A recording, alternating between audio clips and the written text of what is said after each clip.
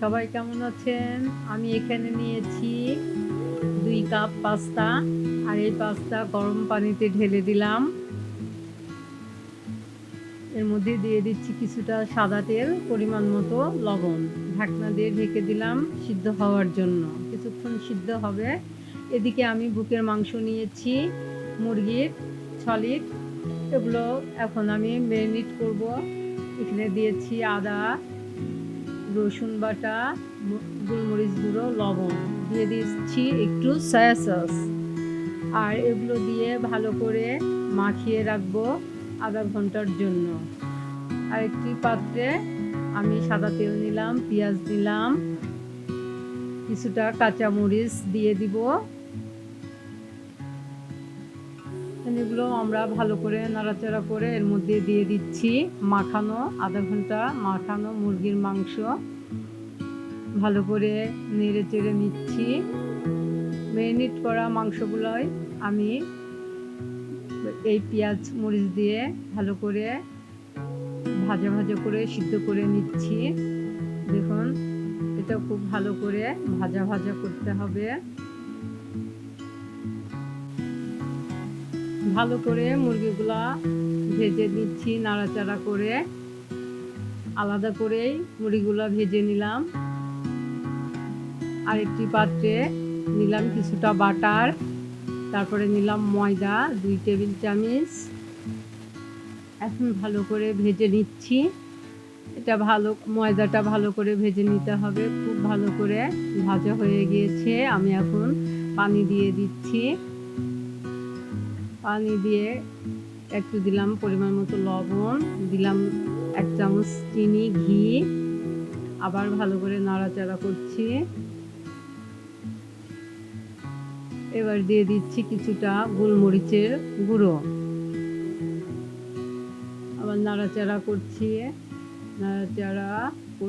দেখুন, ভালো করে আটাগুলো মিশাইতে হবে। এখন আমি সিদ্ধ করা ওইদিকে পাস্তা ছিল, পানি ঝরায় নিয়েছি। আর সেগুলোও এখন এর মধ্যে দিয়ে দিলাম।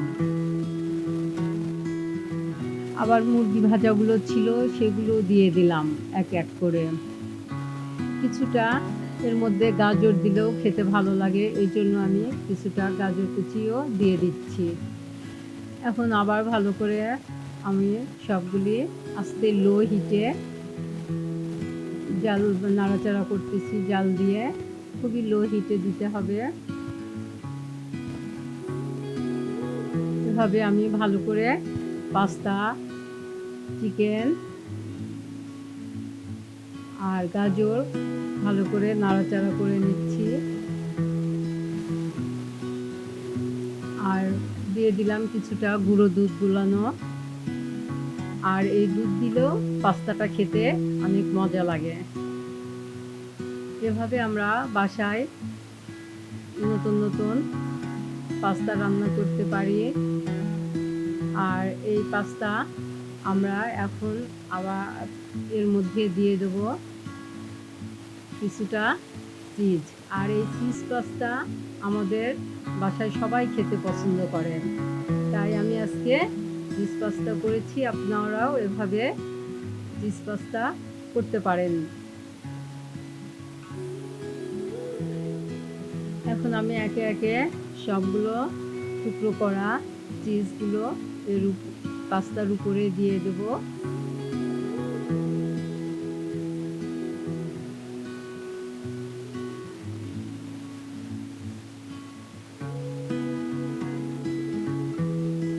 এখন আমি আরেকটি পাত্রে একটা গরম পানি নিয়েছি। এই পানির উপর দিয়ে ঢাকনা দিয়ে ঢেকে দেব। দেখুন, সবগুলি চিজ।